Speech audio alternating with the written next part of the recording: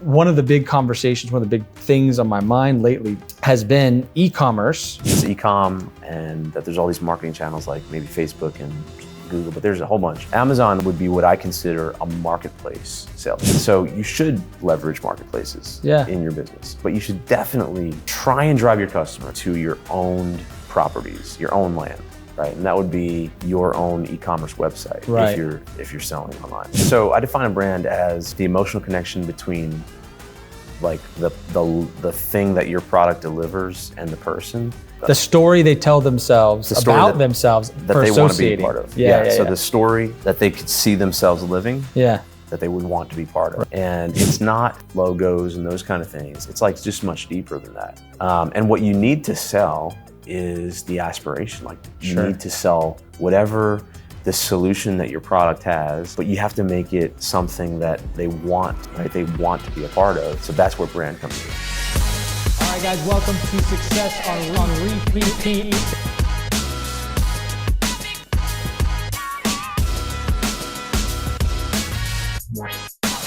Welcome back to Success on Repeat. Thank you so much for tuning in. What a blessing it is to have you here with us. Listen, we are in Clearwater, Florida at the Wyndham Grand Hotel. Look at the beach right over here over my shoulder. I didn't give you guys that view, but the lighting just wasn't right. You guys have the sun right in your face. And we're masterminding, we're having a great time. And I'm sitting here with Ken Ott from Medicake. And he's into e-commerce strategy. And I'm really excited to bring you guys some cool conversation that we're about to have. Thanks for being here. Thanks for being here, man. I appreciate you being here. My pleasure. Yeah, man. Thanks for having me. Yeah, absolutely. So it's cool being at these types of things because we end up meeting our people, right? And figuring out all these crazy ways that we're aligned, whether it be through business or faith or, just affinities, things that we're interested in, whatever it is. And so one of the big conversations, one of the big things on my mind lately has been e-commerce.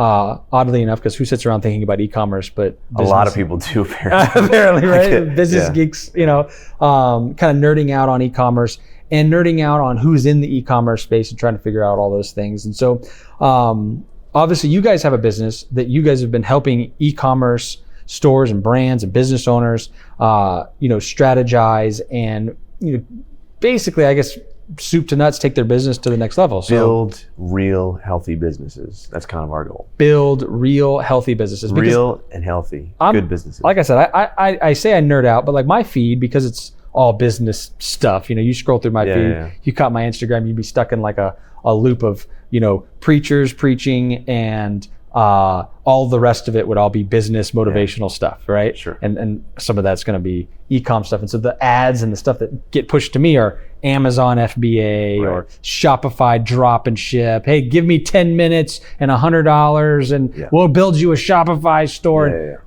All the, the gimmicks and stuff like that. And so I hear you say build a real healthy business. Yes. So walk me through that. What does that mean? Well, like you said, with e-com, it's got a big attractor for this kind of like overnight success. Yeah, get rich quick. Yeah. Which getting rich quick is not a bad thing. No, of course not. I would love to get rich quick as fast as possible. It should be your goal. Yeah. But the challenge is you still have to build a real business. Yeah. And I actually say e-commerce is not the business.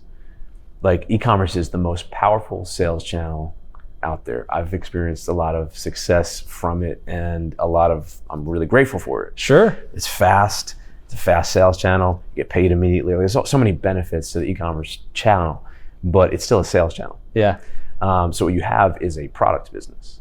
Right. For a product business to work, you have to build it a certain way. So the truth is like, I've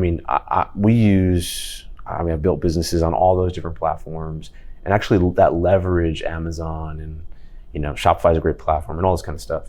But generally speaking, it can be hard to build a real, valuable, good, healthy, successful, sustainable, continuous business. If you're doing things like looking at just the short term, right? And generally speaking, like, starting an Amazon business, a lot of people are looking at the short term. Starting a drop shipping business, a lot of people are looking at the short term. Yeah. The short term means like, can I start this really fast? Can I get can I get rich really fast doing it? And of course, like getting rich really fast is really, really good. But the problem is, and their definition of rich at that point might be also different. Yeah. Most of the time you lose more than you gain in those scenarios. And I can get into why. Like a flash in the pan. Yeah. Right. And it's not my opinion. It's just like, I'm really into building valuable and sustainable businesses wherever they are. Right. The keyword valuable, because you say if you're not providing value to the people, right? Because that's really what you need. You're not just trying to slip in and steal a bit of traffic from somebody or whatever the gimmicks are, which I mean, look, get the traffic where you can get it, but yes, for sure. You know, whatever these things that I've seen, you know, you almost immediately, your skepticism meter pops up and you're like, if it's too good to be true. Yeah, then it might be. It might be. When I say valuable, I mean like business value. Okay, like you could sell one day. Right, yeah. And so those are the things that we think about. Not everyone's looking for that, but we coach people that are looking to build like a really healthy, sustainable, profitable, valuable business. And so right now, obviously, you've got a successful coaching business, you know, where you're coaching and also helping implement, you know, people in the e-commerce sales channel. Yep. How do you measure success? What is the success that you're most proud of at this point when it comes to that endeavor? You looking for a story? Sure. Or an area? It could be a revenue number. It could be the number of clients you've helped. It could be client testimonials. It could be a story. I've been doing this for 20 years. Oh, wow. And so I was fortunate enough to grow up to be in high school right at the time that the internet kind of exploded. Yeah. Or a little bit after that, like just kind of like in that space. Well, and I say fortunate because it was definitely a blessing. And you've seen every iteration of Google and 100%. Yeah. And I was always an entrepreneur. I always knew that I wanted to work for myself. I was actually the first business owner that I know of in my family. And it was, actually my grandfather, he swears that he invented the fanny pack. And he probably did, but no one knew it. Right, so it doesn't matter if no one knows it. Yeah. And so he was an inventor. He would invent a lot of different things, and he didn't do that professionally. But he would constantly have product ideas, and he'd recruit me to help him with these product ideas. Yeah. And basically, I have that same sense, but what I have that he didn't have was I had the internet. Yeah, it's a big thing to have. It's a big thing. It's a big point of leverage, and so it was kind of like early on. It was like my playground. So I would be able to like launch products and ideas, and actually see them work. And e-commerce was just a fascinating sales mechanism to, like, you know, sell it. Got like bugs here. To sell something really fast, right? Like you could. It's like business on hyperspeed. Yeah. The sales process being compressed. Yeah, super fast. And like a location. Well, now your only limitation on location is where you can ship to. Yeah. Right. Versus, you know, catching whoever walks by, or how much traffic do you have coming by. So you just know your answers to business problems that you would normally traditionally, like if you're going door-to-door sales or something like that, you're gathering much less data. Yeah, it's true. So the e-com, it's just a lot more, everything's faster. So it's just, you can iterate faster. That's why it's powerful. Yeah. And I find it more fun. And so because I started so long ago, I've been able to work with, I was just telling someone earlier, you know, I couldn't have paid for the education, anyone for the education that I have. Like, because I've been able to look behind, I think it's almost 1,000 businesses now. And wow. You know, there's a lot of small ones. Yeah. A lot of startups. Sure. But a large chunk of those are $100 million businesses. Yeah. A large chunk of those. I mean, in that time, I'm sure you've seen people start as a startup and go to that extreme. Yeah, that extreme. I look behind Fortune 50 companies, brands that everyone would know. They're on our website if you're interested looking at them. But it's been interesting to see that. So you see what works and what doesn't. Yeah. And over those years, you kind of pull out principles of, you know, here's what works and here's what doesn't. 100%. And I couldn't have even paid for that education. So that's the fascinating thing. I've definitely been. Funny. That's the experience that I have, because like I feel like half the time to our clients, I'm a free consultant. Yeah. you know, because of that experience, especially like the niches that we really work in. Like you were specific into that e-commerce space. We have a more broad market, but like a large percentage of our clients are, say, restaurants. So then like I'm in there talking, you know, kitchen checklists, which what does that have anything to do, right? With you pick it up over time. You pick it up over time because of dealing with like restaurant point of sale, right? Yeah. And you know, things and having to deal with, and then you know what the guys that are doing well are doing. And I'm just there, right? I'm catching it by osmosis. It's just low hanging fruit, but they're not able to go into their, you know, some other guy who's much more successful than theirs kitchen and get that information, right? You know, so same idea. That's good point. No, it's been fun. And I mean, I've been part of stories, like there's one story where we launched the company in 2016, basically made a strategic investment in that company. And it was really, really small. And I won't say exactly who it is, but they sell active apparel, and active things, rings, belts, and those kind of things. And, you know, we crossed 9 figures last year. Nice. And there's stories like that. But the interesting thing is this, it's not necessarily like some fairy dust that's sprinkled on top. Yeah. It's really that there are principles that govern like all things. Yeah. Right. But there are certainly principles that govern business and e-commerce based businesses, product based businesses.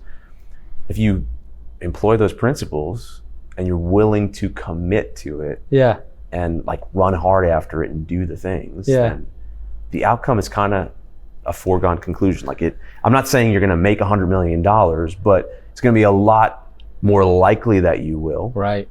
Right.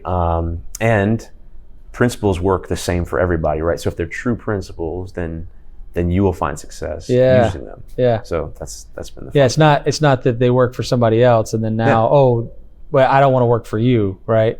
The principles are the principles, and you know, either you've changed variables, and if it doesn't work, it's because you changed something in that because it's a principle.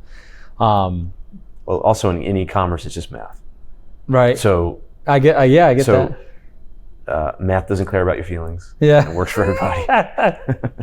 Facts don't care about your feelings. Neither does math. That too. They don't either. Yeah. That's funny. All right, so principles. So you have any examples of the principles that you apply in, say, e-commerce, that somebody's building out a store, they have a product and they want to launch it online, and that's going to be the avenue that they go towards. Is it a framework? Is it like, hey, you just like a regular business where we need to generate leads, and then those leads, we nurture them somehow, and then they buy, and now we want to turn them into a repeat customer somehow. And I'm thinking through just what you would do in a normal store. You're just now expanding your reach and multiplying your speed, right? Totally. It is a lot of those things that are in a current business, just kind of translated. So the basic e-commerce math is you've got leads, just like people that are coming in. I actually qualify, I would say I define a lead as someone who makes a purchase or shows interest. So that might be a newsletter subscriber, that might be a lower cost product, it could be a number of things. Right. I call that's how I define a lead. Sure. And typically you have a certain type of product that gets that lead. We call it a lead product. And so this is our philosophy. Is it like the old school loss leader? I wouldn't lose anything. Well, then maybe you don't necessarily lose, but you give up margin. Right. And the reason I say that is because one of the principles is that you have to have high margin in your products. And so on a lead product, and I call it the 4-product e-commerce system. Okay. So lead product, you can give up margin, but the goal is that you bring in customers. Right. Or you have to be able to talk to. So that's the first variable. Second one are conversions. And this is where someone really becomes a customer. Okay. And so that's the second variable in this math equation, right? And so the product in the 4-product system that aligns with conversions are hero products. And this would be like the thing that you're most known for. Right. Right? Like if you created a product and you put your, like a lot of people are inventors, like they ShamWow. Right. Yeah, OxyClean. OxyClean, right. Yeah. That's a hero product, right? like the iPhone is a hero product. Yes. Okay. It's not, so that would be something that you're known for. It's got good margin. Like you can build a business around it. It solves a real pain. Like the lead product sort of like just takes away the pain. The hero product, that could be the earbuds solution. or something. Yeah. Well, then you're getting into my other products, right? So like the third variable in this system is average order value. Okay? Average order value. Got it. Average Okay. order value. We call Got it it. AOV. Yeah. Right. So it's not just the price of your product. Yeah. It's the price of the transaction on average, right? Okay. And so there's a whole lot on average order value. Yeah, You get no super nerdy and that kind of stuff. Well, again, like I mentioned in the restaurant business, that's average ticket. Right. Okay. So yeah, everyone has a version of this. Yeah, you can either sell more customers or you can sell more to your current ones. Yeah. What I find is like actually in e-com, it's very common for no one to know what any of these variables are and no one to be tracking them, even for giant companies. Like I'll consult with like corporations that don't even track these things, because if you track them, then it's literally a math equation. Like the end result, like the thing on the other side of the equal sign, is whatever you want it to be. Right. Okay. So anyway, average order value is a big one because there's a whole bunch of reasons around what that number needs to be. But for most people, if you're selling something under $100, you need that average order value to be as close to $100 as possible. Because that's how you're going to pay for ads, that's how you can do customer service, that's how you're going to innovate, et cetera, et cetera. Right. So that's the third variable, and for that, we have our third product in our 4-product system, which is we call expansion products. Got it. That'd be the earbuds that I mentioned. The earbuds, the right? Case. Because when you think about an e-commerce, a product-based business, an e-commerce brand, and this is true with any business, but you want them to enter an ecosystem. Yeah. Right. It's like you want them to get in. Like you get the MacBook, and then you got to get the iPhone, and then you got to get the earbuds and all that kind of stuff. Right. So you want to enter the ecosystem. And Apple is actually a great example. Like it's one that everyone uses, but it's an absolutely great example of great case study. The right way to do it. Yeah. And then I'll just go to the fourth one. The fourth variable is lifetime value, right? Right. Or frequency. You can call it purchase frequency, call it lifetime value. And some people are like, hey, I don't know how to judge a lifetime value. Yeah, because they keep buying. Yeah, right. Or they just don't know, like what's a lifetime? How long is a lifetime? Right. So like lifetime value is like, it depends on the business, but you like want to measure like what's the value at 30 days from when they become a customer? What's it at 90 days? What's a year? What's 2 years? That kind of thing. Sure. And it really depends on your type of business. Like what is a lifetime value of a customer? And truthfully, hopefully it's unlimited. Yeah. But that is free. That's also frequency. And so for that fourth variable, the product that aligns with that is, we call it continuity products. And so that's like when you get into the earbuds, and then you get into you got the MacBook, you got your iPhone, you got the earbuds, and now you have to get the Apple Music subscription, the Apple One subscription, and whatever other continuity there is. Truth is, to build a valuable, like if you want to build a really valuable business in general, but certainly e-commerce business, you're going to want it to have subscription revenue, because you're going to get paid a higher multiple. You have now entered the choir practice. There you go. I mean, the whole business that we do, literally the reason I got into payment processing, like just like a lot of people, I think I got into it for the money, but I've stayed into it for many other reasons. Yeah. But what attracted me to it was residual income. And I mean, even this whole YouTube channel, Success on Repeat, is even a play on words talking about recurring revenue. And just the residual business model, the recurring business model, to me, like, if you can go get $1 million today, great, go get it. But I can show you a way to guarantee yourself to change your life financially without having to go find the $1 million wherever that is, right? Because go find a unicorn or kill a whale or whatever it is you want to call it.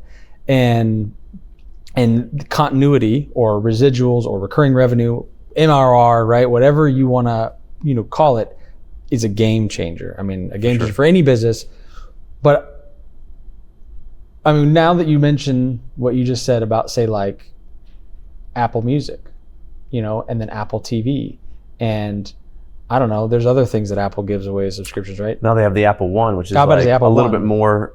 It's only a little bit more money for a bunch of things I don't really need, but Yeah. just a little more Might money. as well. So might as well. Might Yeah. as well. And not that they're literally going to give me nothing for it because I'm not going to use all those things. But Yes, you know, exactly. but it sounded like a good value when I Brilliant. bought it. It is absolutely brilliant. It is.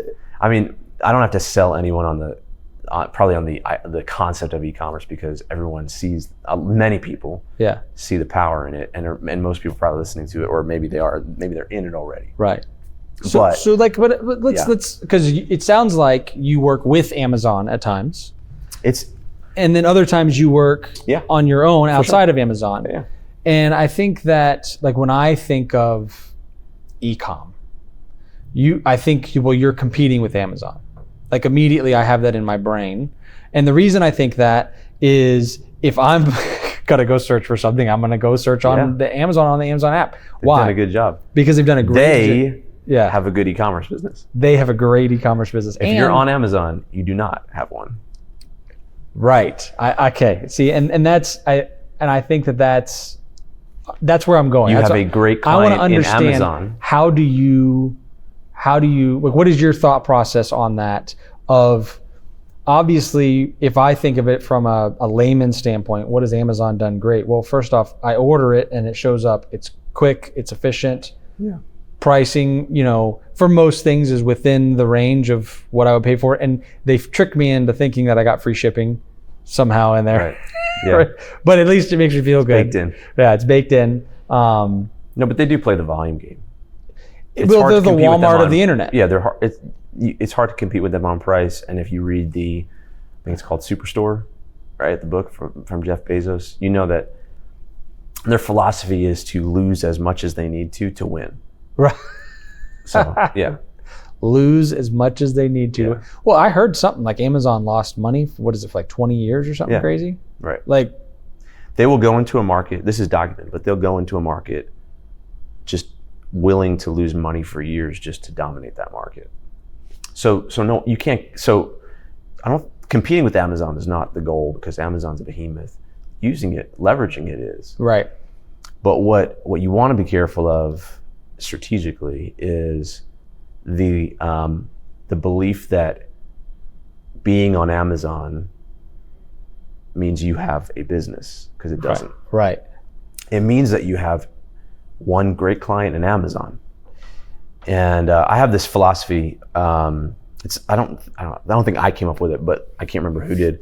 But I've been using it for a long time, which is basically being aware of whose land you're building on. Right. So when you're building on Interesting. Amazon, that's their land. Yeah. That's like we're here in Tampa, right? And we're on this on St. Pete. This is Clearwater. Yeah. Clearwater Beach. Okay, Clearwater Beach. Sorry. Yeah. And so if I owned this hotel, but Clearwater Beach was owned, like the land was owned by China, I would be like, like that could be taken away from me real quick. Yeah. This is a weird illustration, I'm sure. Yeah. It's all right. But the point is like if I wasn't aware of that, I thought, oh, I own the land too, but I just own the hotel. I don't own the land. And it's actually owned by someone who actually has maybe not my best interest in mind. Yeah, they're definitely not gunning for your success. It'd be important to know that. I Yeah. could maybe use that. But Right. if I didn't know that, it would be dangerous. And what I find is, Well, you're in partnership.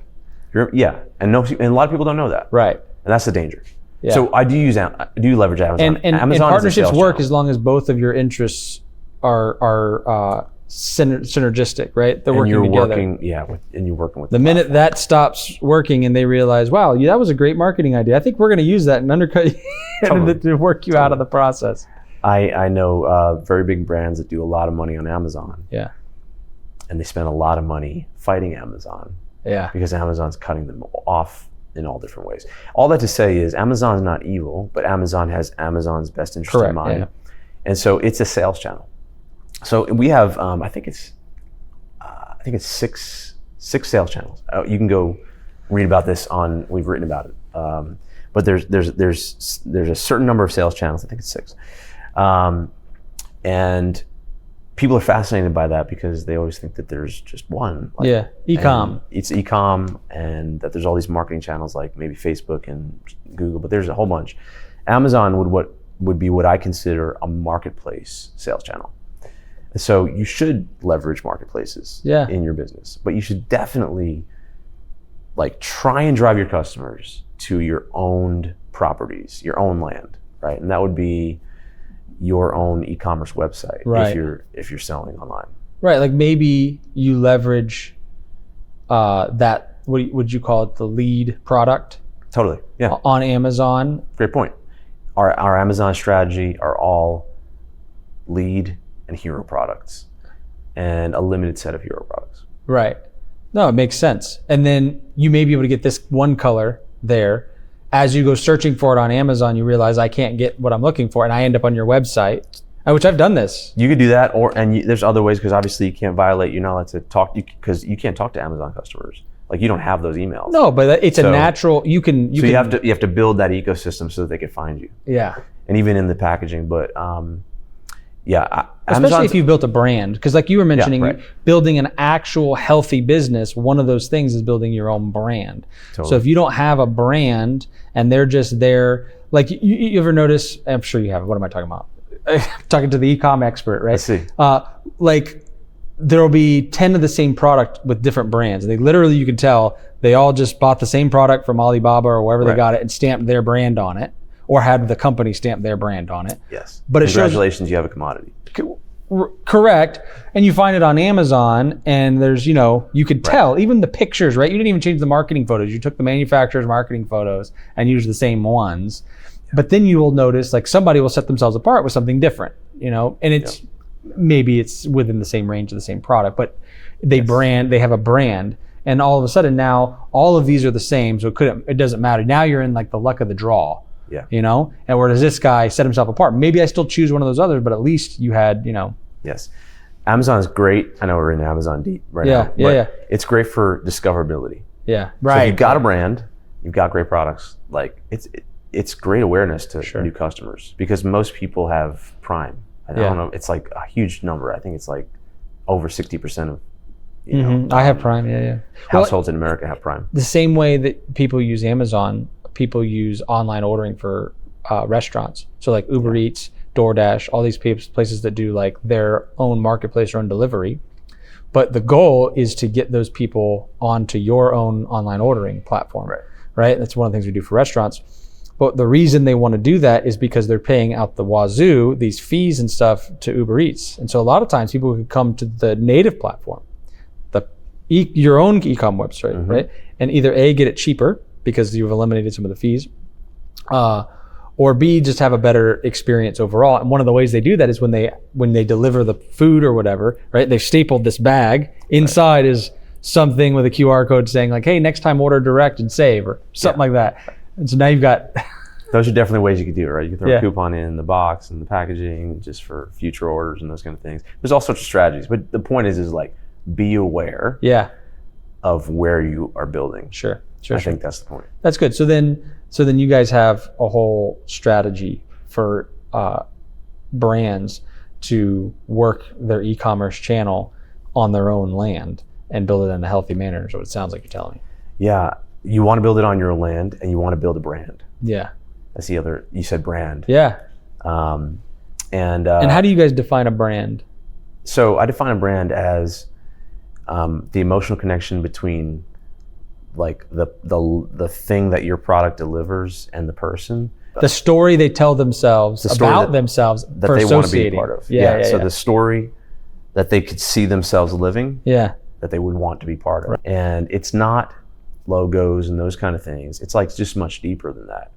And what you need to sell is the aspiration. Like you Sure. need to sell whatever the solution that your product has, but you have to make it something that they want, right? They want to be a part of.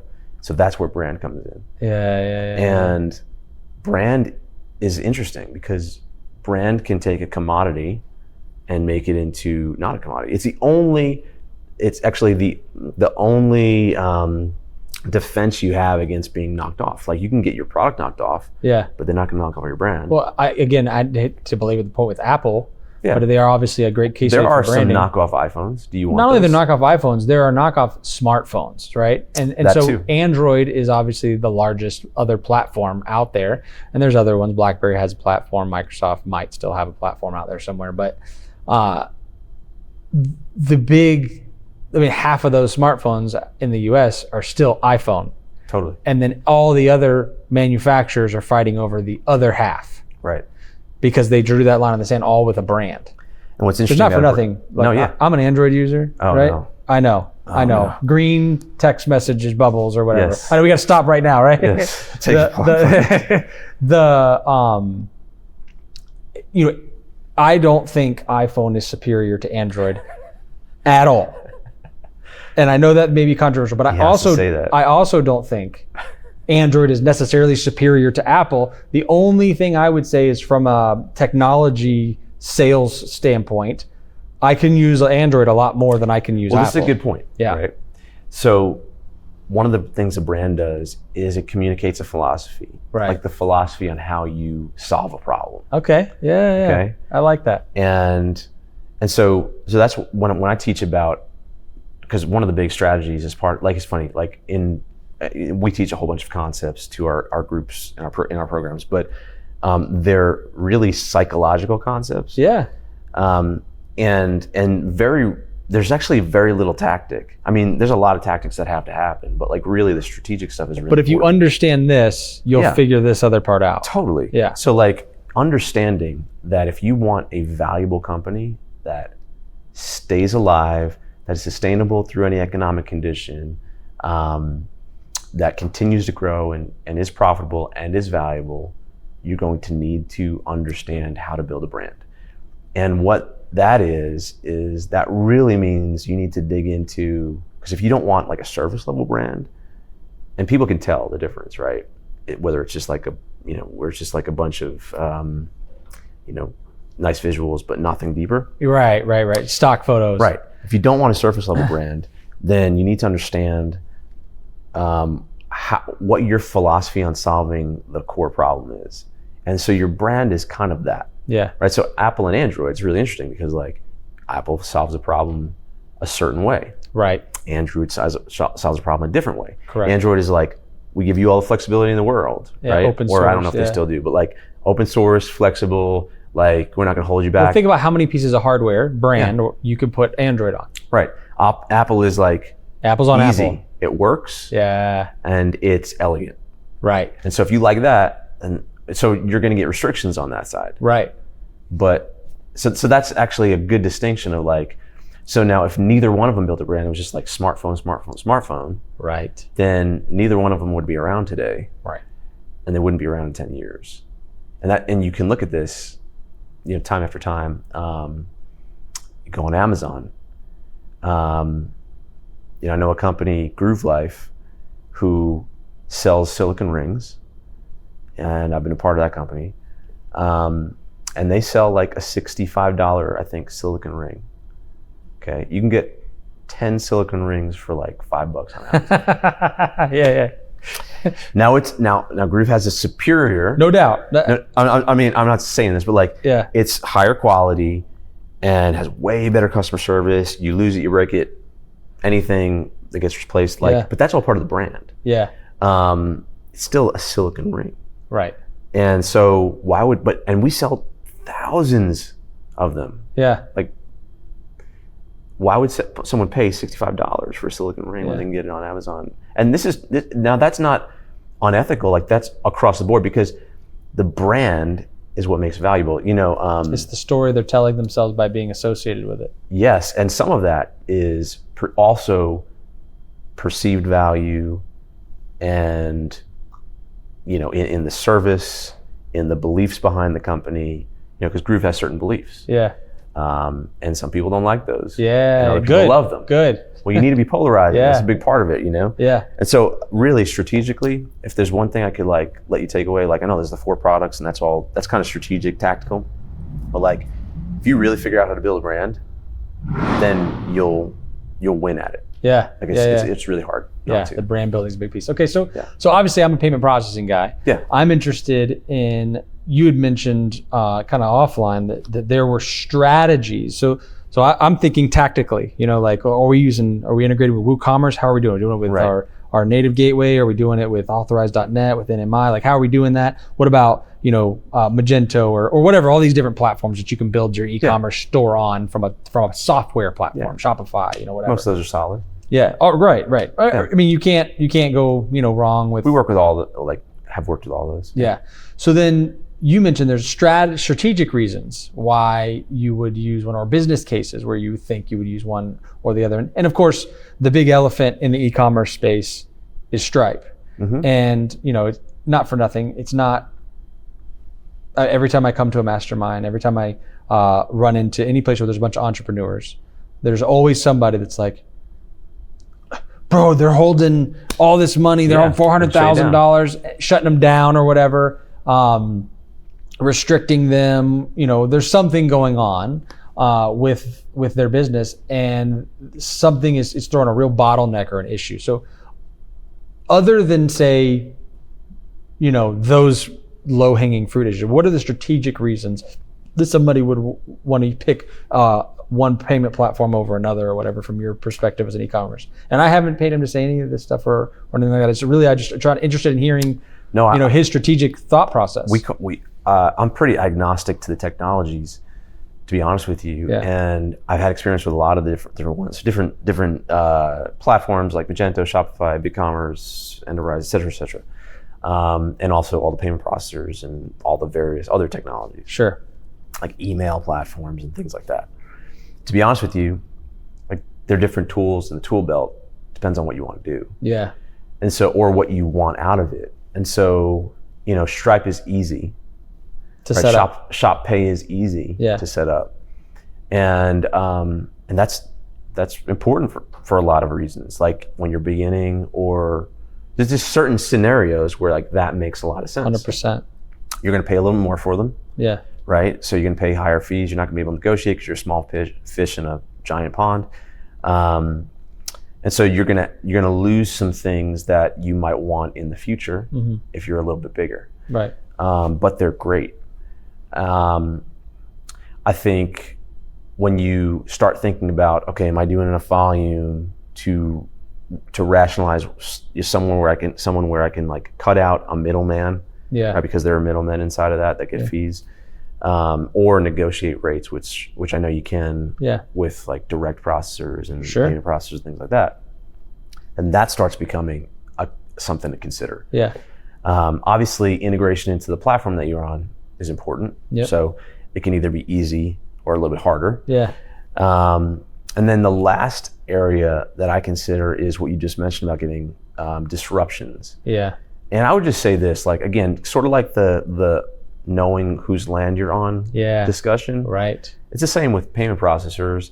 And so, I guess you have, each individual business has to be the judge of, are they likely to get disrupted? There are some processors that just won't allow you to sell certain things that are not even illegal or immoral. They just don't like it. Yeah. And that's just something to consider. Right. Like guns. Guns. Like CBD products that have. I know we can say that for YouTube, but okay. Yeah. We'll say it. Oh wait, I don't know if I can say that or not. I don't know. Well, if you want traction. Yeah, it depends. It depends. I say what I want. You understand? Yeah. It's my podcast. It's mine. This is mine. It's their land. But that's right. It's their land. It's their land. We are on let's just be aware. Land. We're on their land, and they govern that land very, very hard. Yeah. Well, it's funny that you say that. So in e-commerce, one of the, in the past, I did what we call low risk businesses. So our portfolio starting off was restaurants, retails, auto garages, trades like plumbers, electricians, professional services like medical, attorneys, stuff like that. Those are all in-person, low risk transactions, right? The minute you step into e-com, right? The minute you take it online, now it's all what we call card not present transactions, and those transactions become higher risk. So they become two things. Number one, because the banks see it as a higher risk right off the bat because it's card not present. And by card not present, that consumer may have the card or they may not. You as the merchant, you don't know, right? They just punching in numbers, you're getting paid. You're like, let's go to the bank, Let's go. Yeah, exactly right. The second thing is people sell all kinds of stuff online, and usually online stores are more niche specific. So we did talk a lot about Amazon earlier, but most of your online stores are not like a variety store, not a department store. They shouldn't be, in fact. Exactly. And so much of those brands are more niche focused, right? Like I'm a fitness brand, I'm a, Supplements, supplements whatever, brand, yeah. Whatever those things are. Supplements being a perfect Apparel. example. Nothing illegal about supplements. But, it'll take me sometimes back and forth with a merchant, getting all of the docs that we need to get to an underwriter, a good minute to get them going. And that's a good time to talk about the opposite process. You mentioned Stripe is easy to get set up.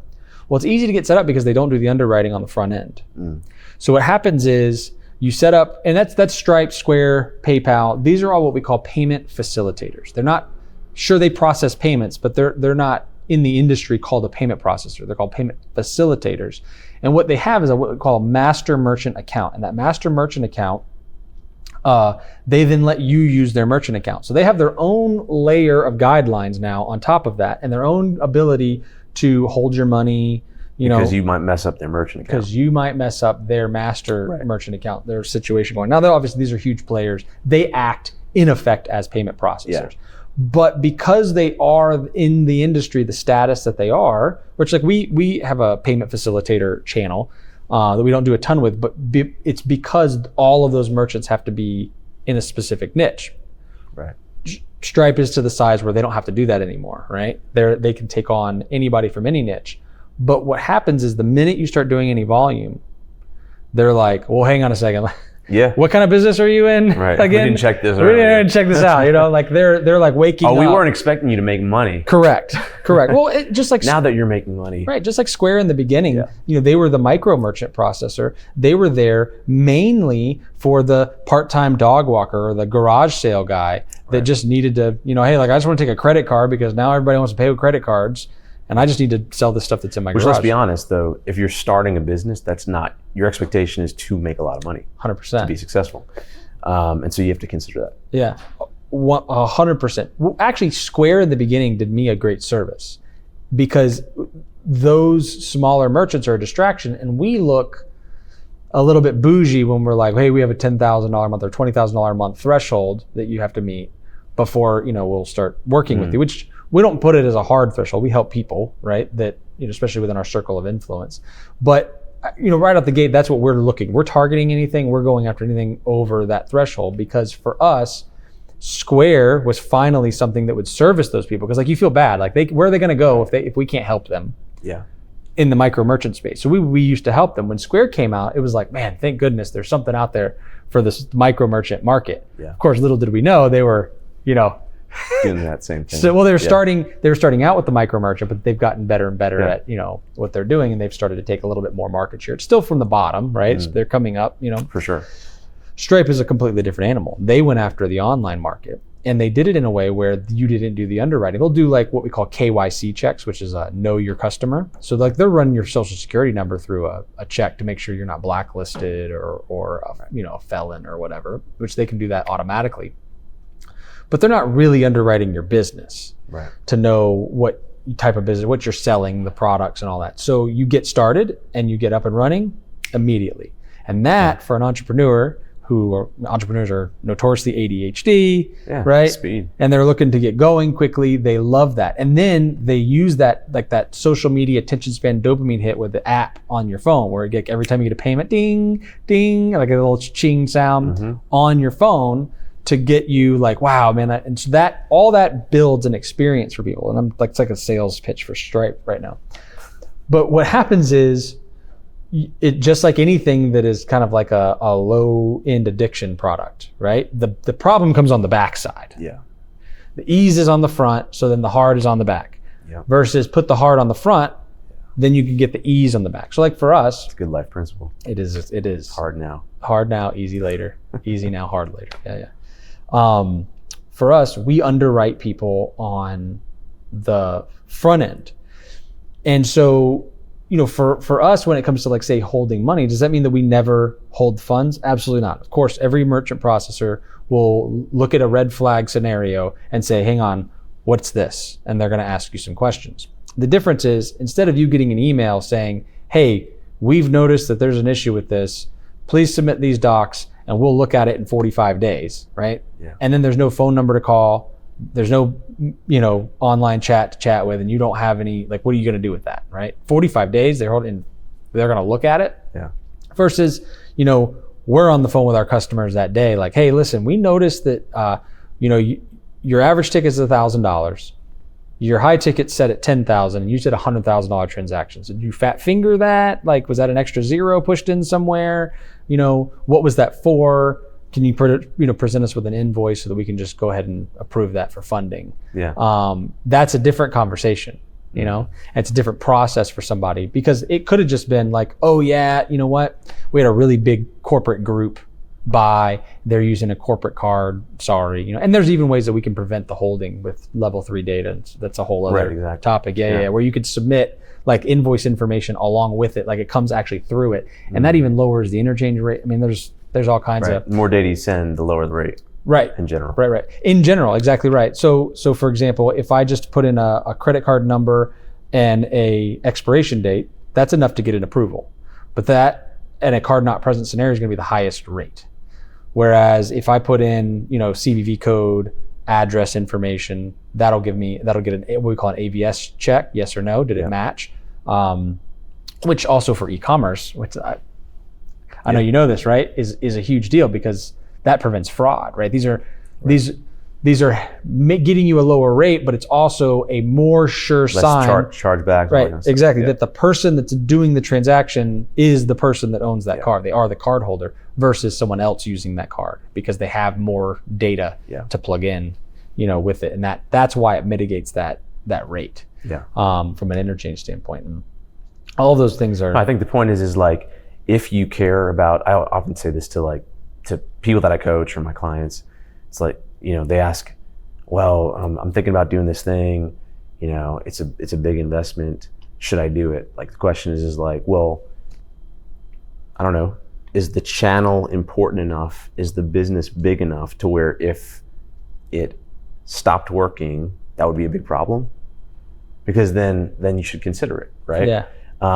I think when it comes to, is your channel big enough to where if it stopped working or disruption would be a problem for you, you should look at all these things, especially what you're just saying, right? Because like picking up the phone and being able to talk to somebody is really important when you have a lot of revenue flowing through a channel, and obviously it can't stop for 45 days. Yeah. And if you're just starting out, maybe that's not as important. Right. Now, right. I don't know. I'd be curious to know from you, like the nuances of for example, Shop Pay. I know they have a little bit more connection to Stripe, like as far as resolution and that kind of thing. Sure. With some of that stuff. I haven't actually had any issues with them. Yeah. They've been great, and we've done like millions a month through them without any issue. But I'm sure there are, especially when you get into some of these other niches.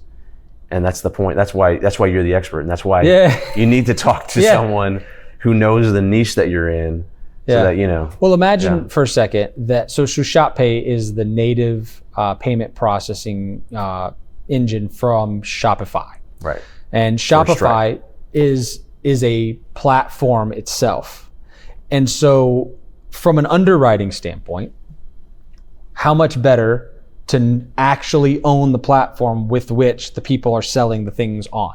So I can go in and I can look and see, this is what they sold. Mm-hmm. This is what that transaction was. And I can either say I like that or I don't like that very quickly. Versus somebody as a payment processor who is blindly depending on you to submit to me URLs and information to say this is what that was. And so what it does is just takes away any level of district, because the underwriters are always coming from a scenario of the best interest of the payment processor to make sure that we don't lose money on chargebacks or whatever. Because people wonder, like, how does that, they took my money when I had a chargeback. How do they lose money?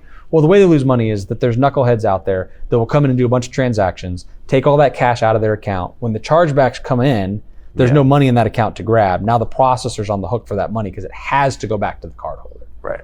There's no issue. There's no question of whether what goes back to the cardholder.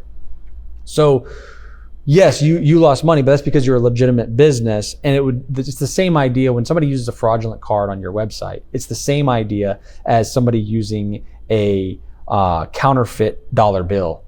at a merchant. It's the same thing. Right. This sucks. Somebody came in and fooled me. They used a payment that wasn't legitimate.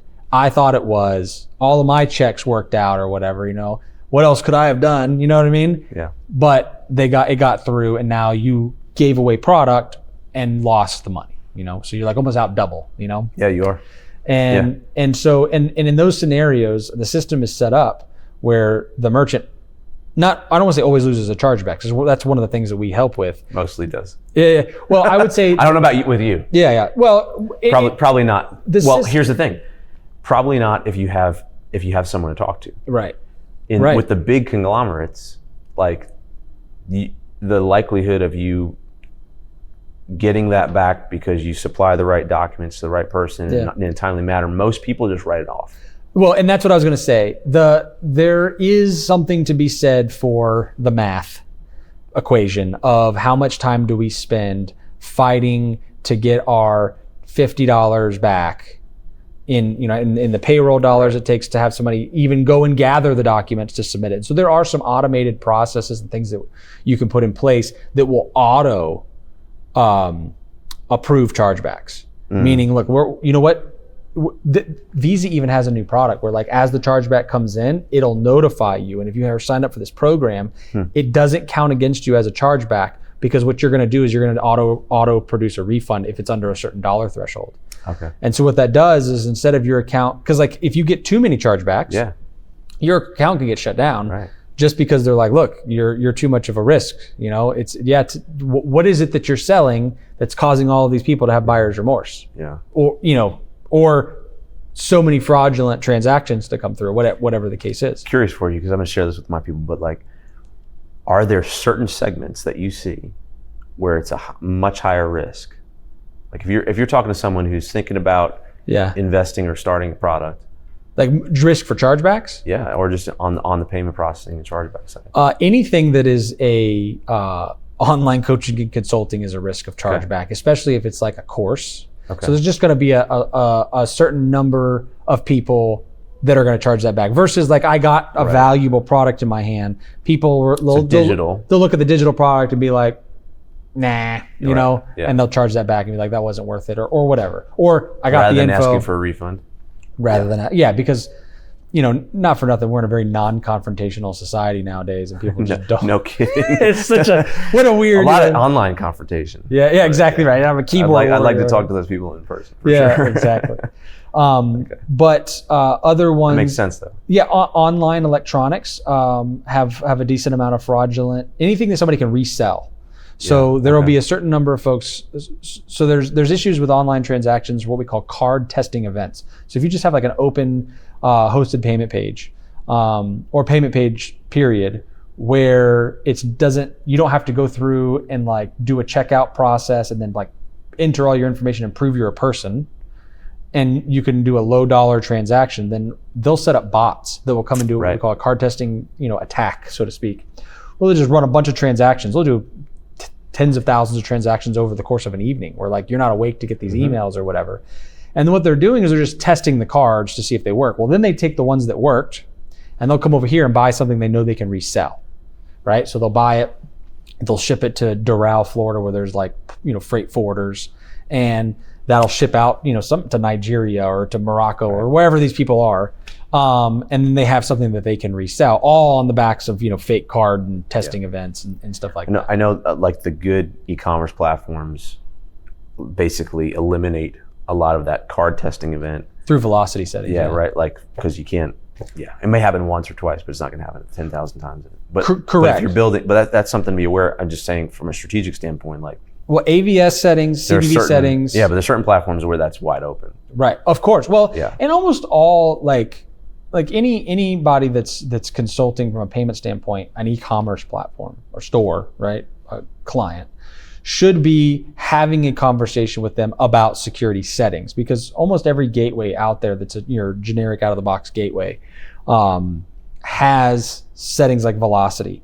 Velocity is just the number of transactions you can do in X amount of time. So when you're first getting started and you're getting 3 transactions a day for your product, you shouldn't be getting 20 in a minute. right? Yeah. That would be a red flag. So you can set how many times a transaction can come through. You can set the number of times a certain card can be used. So like if somebody comes in and they use the same card 3 times, then you know, like, okay, you know, something's up. We're gonna now restrict it to 2 or 3 times in a day, you know, on the same card. Setting AVS settings, that's that address verification service I was mentioning, where you want to make sure that the card and the address, the billing address, match. And you know, this will actually cause some legitimate transactions to decline sometimes because like, oh crap, which address? Hey, sweetheart, what address is, you know? Yeah. And that can cause some heartburn. But if you've got a high volume store, it'll save you way more than it'll cause you heartburn, right? Because somebody will be like, I tried, you know, 6 times to use, you know, I keep getting declined. I called my bank, they said everything's fine, you know. Right. And every once in a while you get it, but it's you know, Yeah. few and far between versus the ones that, because almost always it's on the cardholder side. I Yes. mean, decline is it's a legitimate response from the server, and people are like, hey, it's declining. What's wrong? And I'm like, well, it's declining because it's declining. Right, like I don't know. I know that's a odd way to use a redundant Sorry to break it to statement, you. but the card declined. Like it didn't approve. That's what decline means, you know. And there's a laundry list of decline codes, but most of the time it comes in back generic, which just means insufficient funds, or the banks just for whatever reason declined it. Yeah. You know, and I don't know. You know, it made it all the way to their bank and back and said decline. That's why. If there was an issue, it would say error. Right? Or something like that. You wouldn't get Right. a It's not decline. problem. It's decline. So, anyways, that's my decline rant. Yeah, there you you can go. tell I've had that conversation a few times. You seem a little hot on that one. It's like, yeah. So, but it's e-com stores, again, and like you mentioned, there's all kinds of stuff that different people sell that are legitimate. Like you mentioned, supplements. Supplements is such a weird, I think I started to go down this trail and we ended up somewhere, but supplements is one of those ones where a lot of people want to get into the supplement business and they want to get into it online. But then all of a sudden your payment processor is asking like, who's your vendor? Mm-hmm. Can we get the contracts between you and your manufacturer? And we want to see all of the ingredients. We want to see where they're sourced. Yeah. And you're like, well, all of a sudden it's like, why in the world is my payment processor in there? Well, what people don't know is that banks are FDIC insured. It's the Federal Deposit Insurance Company. And federal in that word is actually the federal government. Mm-hmm. And anything that is illegal from a federal standpoint, banks can lose, for if they're supporting those things, banks can lose their FDIC insurance. And if they lose their FDIC insurance, they're no longer a bank, right? Mm-hmm. It's essentially the right. backbone of banking is depositor insurance. There are non-insured banks, and those are, you know, private equity markets and things like that. And they operate in a called stock different, market. right. They operate in a different world.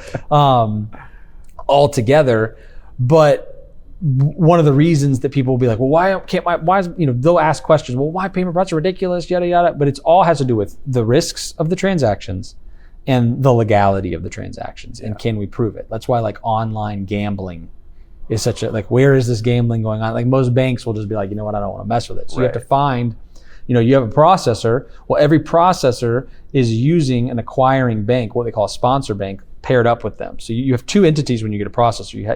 You actually get the processor, and that's who you deal with, or the processor's representative and whatever middleman, you know, you're dealing with. But then on the back end of that will be the processor bank, and that bank sets those underwriting guidelines because it's that bank that's on the hook for those chargebacks and for, you know, making sure the funding goes where it's supposed to go and all that stuff, which is, again, all the back end stuff people don't know why. No, I mean, it works that way. most people don't even understand this stuff. Yeah, no. Heck, Heck, I mean, some days I wake up and, you know. and it's pretty complicated. Yeah. But the point is like, if you've got a business that's valuable enough Right. that depends on this, then it behooves you to understand it. Yeah. So It it's behooves you at important. least to understand the parts that affect you and what you need to do to mitigate your risk. Yeah. And I think that's an important piece. And at least have somebody that you can trust to give you that, That you can know, call. Yeah, that you can call. Exactly sure. right. Man, It's good. moving on. It is good. It's good. But we'll have to do a part 2. Before we started all this, he and I were on like talking about fasting. faith and fasting that's and good. and all that kind of stuff. So The health part too. there'll be another iteration of this. Maybe they won't be so e-commerce focused, but this is good because I told you I've been thinking about e-com specifically, and who is out there and how we can help more e-commerce businesses, because that's, like you mentioned, we mentioned a lot of the problems, right? And so it helps when there's people that have the solution to it, right? Yes. I think we really do It have. shortcuts a lot of the pain. Yeah. And most people just butt their head into the pain until they figure it out. Or they're just not aware that there is a solution, right? They just assume that like if one's like this, they're all like this, and it's not necessarily the case, right? Yeah. There are other ways to do it. So awesome, man. Well, I appreciate you being here, bro. This has been great. My pleasure, man. If somebody wants Thank to you. get a hold of you guys at Medicake, they're like, I want to start an e-commerce store, or I have an e-commerce store and I want to take it to the next level. What's the place they would go? Yeah, to you can do join that? one of our programs. You can learn more about us. You can become a private client potentially. And you just go to metacake.com. That's METACAKE.com. It's like, I never met a cake I didn't love. That's how it goes. It has nothing to do with our business, just the catchy way to remember it. Or you can learn more about me. I'm on social at I am Ken Ott. And you can find me at kenott.com. That's KENOTT.com. Perfect. Awesome. Yeah. All right. Well, you guys heard it here. You want to take the things that you heard here and apply them to your business. It's the whole point of why I do this. That's the whole point of Success on Repeat, to take these principles and repeat them, to use them for yourself, to assimilate it into your business, into what you're doing. And even if it's just the life principles that you get from this, you want to take these things and internalize them and go from there. But I thank you guys for sticking with us all this time. If you made it to this far, that's amazing, and just bless you and thank you so much. I've been blessed by this conversation. I hope you guys were as well. And we will see you on the next one.